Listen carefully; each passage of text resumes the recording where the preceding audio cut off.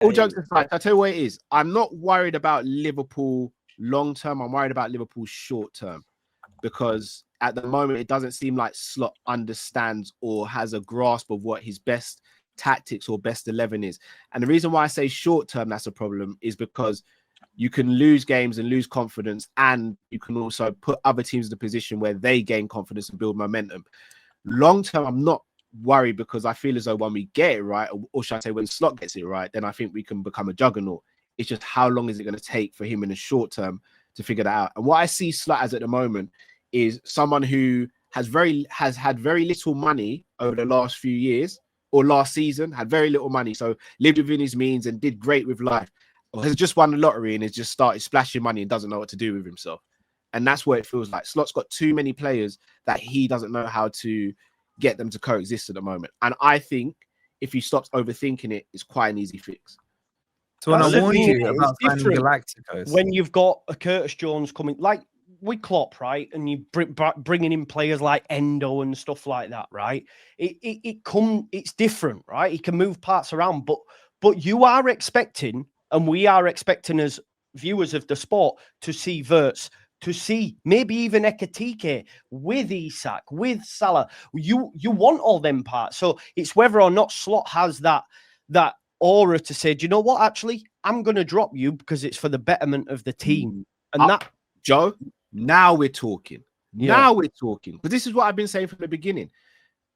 I said from the beginning of the season, if it was up to me, given how Wirtz plays and what we want from Wirtz as number 10, because effectively your number 10 is a luxury player on the pitch. He's meant to be the one who creates and sometimes chips in with goals, but he's meant to be the one that creates that bit of magic, right? If you're going to play Florian Wirtz, you have to build a team around him. That whether you've got Salah in the team, Isak, Ekitike, I don't care. You build a team around the number 10, who's meant to be one of the most creative number 10s. You need one main chef in the kitchen. And then you have all the other sub chef. You have your sous chef. George, I don't think Salah's enjoying not being the main guy. I agree with George. When you interrupt George, it's World War. How gets interrupted? You've got to sit there and take you. Just got to sit there. Go on, George. Go on. Let me mute myself, George. Go on, bro. Cheers. As I was saying before, George tried to, just push me off the side of the road there. I think you've got to build a team around Wirtz in that capacity, because then he unleashes the rest of the team. So for me, I don't think McAllister and Wirtz can work in the same midfield three under the current setup. McAllister, in my opinion, on his day is our best centre midfielder, but for the betterment of the team, I don't think you go with him and Wirtz. If McAllister plays, Wirtz sits on the bench. If Wirtz plays, McAllister's got to sit on the bench. And that's where I think Slot's getting it wrong right now. He's trying to keep too many people happy. I get these guys won you a Prem last season, but if you've gone out and bought such high quality players, then you got to find a way of integrating them all into a team. If that means McAllister's got to be rotated more than last season, you got to do that. If it means that Gakpo's got to sit on the bench for Chiesa, then you got to do that. If you got to throw Frimpong at right back and you got to throw Robertson at left back to get the balance right, you've got to do that. But right now, we're not getting the balance right. So I think you talk sense. You talk sense. No, you are talking sense. Here's my quick take on Liverpool. I'm going to bring Arsenal in now as well, but here's my quick take on Liverpool. Right, I think you've probably got 4 players out of your squad that are performing, and I think all of the others have been a bit. Now you might disagree, Carl, but I think Alisson's obviously kept you in games. I think that Van Dijk. How long is he out for? Do we know how long he's out for? They reckon after the international break, they've left it very open. Injury. Mamardashvili's fine though. Yeah, he comes in obviously, but Alisson is ridiculously good, man. Still, he's the best in the world. Virgil van Dijk, I'd say, has been Virgil van Dijk, and then obviously you've got Ekitike, who's been pressed in out of your new signings, and probably Ryan Gravenberch. To be fair, some may add in Szoboszlai. Yeah, I was going to say because he's played in a number of positions for you as well, right? But the top players ain't looking. I don't know why Madrid are looking at Konate. He is stunk for the last few weeks, in my opinion. Obviously, Salah's been quiet. Isak's come into the mix. He's got his goal against Southampton, I think it was. Other than that, I mean, should have scored against Palace, in my opinion. Wirtz has been very quiet. Whether he's been awful, I don't know, but he's been very quiet, is being kind. And I look towards those players that we were all talking about a few months ago, weeks ago, going, Liverpool are just so good. and they haven't looked so good, man. And it has surprised me. And I thought maybe there'd be a little bit of a settling in period, but I didn't expect these guys to be this bad as debuts. Like Kirkes, I was well jealous of that, bro. I'm looking at him thinking he looks horrific. And then you've got Frimpong, who's in and out because of injury up top. You've got Wirtz, we've spoken about, Isak. This doesn't look the same Liverpool. And Jamie Carragher was kind of half right and half wrong. I don't think you can say it's not a top team because the quality is clearly there to see. But I don't think they're perhaps playing like that right now. And I think it is all this Liverpool fan. He's got to click. What I've seen with the Liverpool fans, Cal, and I've got to be honest, is real arrogance, cocky like this. And it's like, well, what did you expect? We've got new players. You need time. We need weeks. No, man, you just can't smash the British record twice and then be given 3 months to go. Just let them chill, let them settle in. You got to go bang, bang, bang. I didn't get this with Declan Rice. He had to hit. Otherwise, they were coming for him. He was 105 million. It's like, you better start well. And he did. He got player of the year. He was outstanding. I don't know, man. I'm not feeling much sympathy with your fan base at the moment. I can't speak about arrogant fans because I don't believe I'm one of those. But you sat on this stream with a robe on, bro. What are you talking about? I was a bit chilly, Wolfie, so I had to put on a fleece, bro. What I will say, the bedding in period again. The bedding in period is weird because I don't actually think we started the season bad. I think the Bournemouth game, we were attacking really well. We gave away 2 silly goals. And then the Arsenal game, it's always going to be a difficult game with the 2 best teams in the league. The Newcastle game was packed full of emotion, and we all know how they play against us. They're going to throw tackles in and all that stuff. I think we navigated the first 3 games really well. But after that, that's when I think things started to get a bit sketchy. And the problem I've got with Liverpool is last season, I think our game management was fantastic, especially in the early portion of the season, which is why, in my opinion, we built up the lead we did. We have no game management at the moment. And it's proven by the fact that we've had to score so many late winners and we've conceded goals and we've dropped leads and things like this.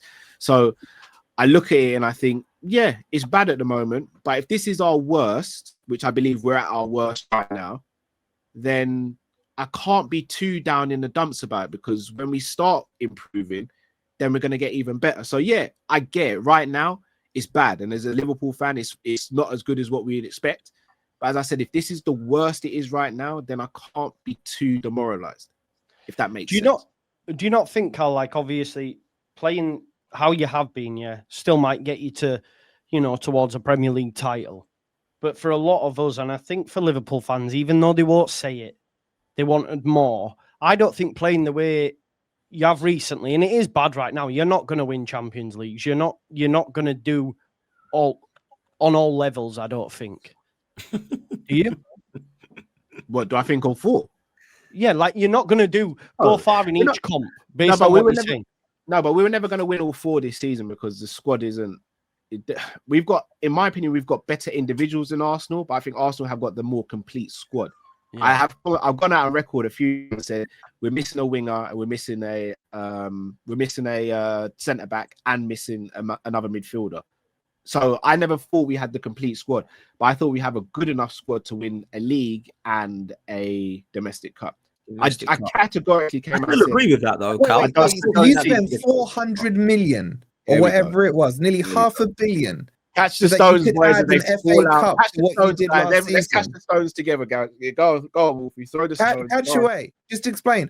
So you spent nearly $500 million to progress from last year by an extra FA Cup. We spent, how much did we spend in the summer, Wolfie? 400 to 500 million. $500 million. $500 million we spent, yeah? Yeah, nearly half a billion. Nearly $500 million. Okay, so 400 to 500 million. Okay, cool. Do you know what as well, though? Just to flip this, I already know Hooks' answer.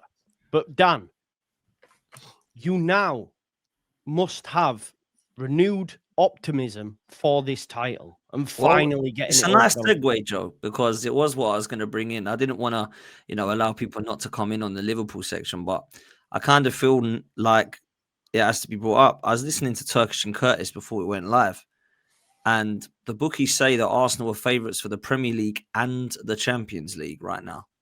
If you wanted to put money on, Arsenal are favourites for both of those competitions. That is crazy. Whether you think that's madness, whether you think it's about right, these are neutral people who don't have any, they're obviously fans, but they don't have as a company any bias. And right now, apparently, they are the favourites for both competitions. For me, that's scary. When you think, Dan, they're also very smart. Because they're also very smart. They know how to pull on the heartstrings of Arsenal. Yeah, and if there's any, you could say that. Gooners. But what are we thinking about that as a panel? Real talk, because I've got my thoughts and Hooks obviously got his thoughts. I'll bring Hooks in a sec. But as a panel for neutrals, what are we saying about Arsenal being favourites for both of those, man? I think you'll get one. Out of the league, and I still think Liverpool win the league. I think you've run us really close. Champions League, I still think that's either PSG. Oh, maybe Barca might have a hand in it because of their attack. Bayern Munich, Vincent Company. I might have to look at PSG and Barca again. I know Arsenal's defense is brilliant. It is their structure and their setup. That's the reason why we've conceded one open play goal. That's what they're saying. That is it this season. So that's why they're saying Arsenal might have a chance this season because defensively they're so good, hard to beat, But for me, it isn't about how good we are or the squad. It's about the manager for me, and it always has been. And I've got a question mark. That on a real, I'm not even trying to take shots here. Apart from Haaland at City, and again, City weren't even at their best, and Liverpool was stinky against you guys from an attacking standpoint. Who have you really played that you go, we're going to really concede goals here, or this could be a really tricky game, or who?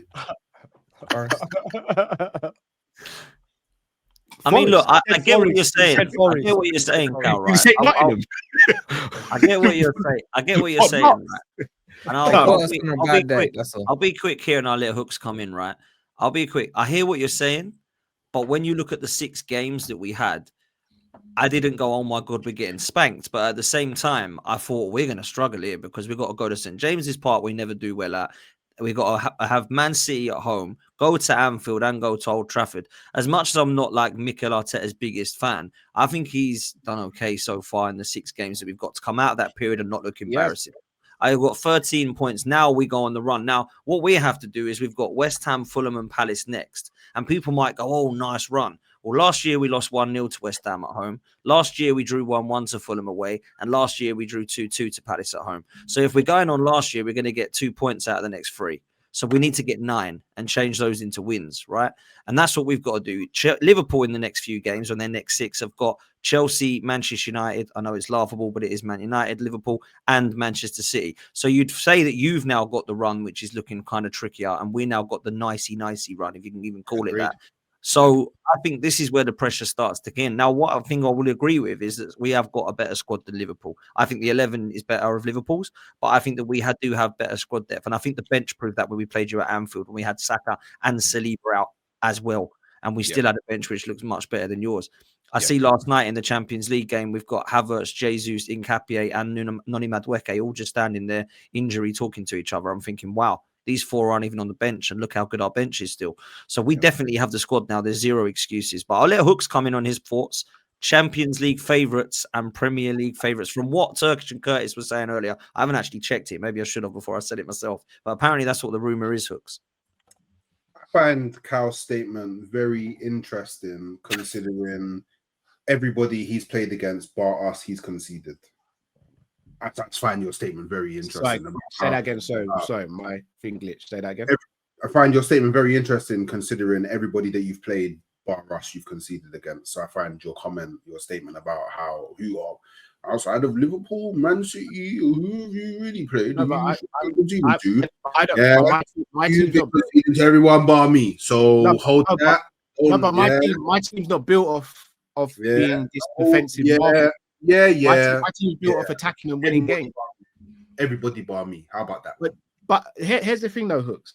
Everyone's still laughing at Liverpool. We're still top of the league. Oh! Top of the league at game week 6. Crazy. See, these man got no shame. These man have absolutely zero shame, bro. So the shame level. Before 10. That's the rules. Hold on. I've been told we've been rubbish all season and we're this, that, and the other, but we're top of the league and we're in. Oh, you know, no one looks before game week 10, bro. Like you're doing the Spurs right you now. might Seriously, because you're chasing 40 no, points. no. You're doing the Spurs now. That's what you're doing. No, When they were top of the league and they're all giving themselves the trophy. I expect better from you, Cal. I expect better. This is why I get you. Liver Hotspur FC. I hear it. Hook. This is where I get you. When you were going up against Man City for the league, not last season, the season before, because we beat you last season, so the season before that. Interesting. Were you checking games were you checking games after 3 or 4 games saying we can't drop these points? You weren't. No, I wasn't saying that. I wasn't saying top of the league at game week 6. I wasn't saying top of the league. I'm telling you as a Liverpool fan. When we were going up against the prime Man City in their winning leagues, from game week 3, 4, if we're drawing games, we're sitting there going, can't be drawing these games because at the end of the season, it might catch up with us. What would you say? All right, but Cal, if you want to run that, you get me a game week. Teams who are wanting to win the league, we check from game 3, game 4, and all that. We're not saying it's the be and end all, but this is what we do. Do you know what it is though, Cal? Yeah. Apparently, I'm the favourites for the Prem and the Champions League. So at the end of the day, you know, if anybody knows how odds work, then you'll know it's not a bad thing. You get me? They're calculated and all that stuff. Like we're favourites, and is what it is. Will we win both? Were you favourite last season? No, he wasn't. I think it was third. Don't do the whole favourite thing. Oh, wait. No, Hooks. No, wait. Who were the favourites to win the Premier League before the Premier League started last season? Man City. That's the lie. I'm pretty sure it's Liverpool. I'm pretty sure it's Arsenal. No, it's Man City. How could it be Arsenal when Man City won the league the season before? It was Man City. Arsenal. It was. Okay. So who were the second favourites then? Arsenal probably. Okay, cool. Where did you finish? But we finished second. And where did City? We actually landed. No, hold on. And where did City? We would. Where did City finish? They finished third. And where were we in terms of the favourite order? Where were Liverpool? I don't know. Exactly. We won it. So what are we doing there? Your favourites after game week 6, and you're saying whoa. How dare you? How dare you after saying top of the league at game week 6? You're not gonna your favourite at game week 6. You're fun. So no, because I'm working off facts, you're working off probabilities. Hey, wait, what fact are you working off of that? The fact that as of right now, we're top of the league. So if we're as bad as everyone's making out to be, why is no one above us? Wait, hold on, Cal. So at 5 o'clock on Saturday, if Hooks beats West Ham, can he call you and say, "Hi, I'm top of the league"? You're shit. No. There's no can. There's no can. I wasn't going to, but I will now. And you won't say, Cal, but we haven't played yet because the table says that Arsenal are top of the league at 5 p.m. Wolfie, shall I tell you what I'll do? I'll giggle down the phone and say, Hooks, I'll speech after the Chelsea game. Okay. What do you want me to do, Wolfie? Crash out on Hook? I'm just saying, man, you gotta have the same energy, man. Because if they beat West Ham 5 p.m., they're top of the league. You're not. Your whole narrative goes. You know what I'm saying? What narrative? It's fact.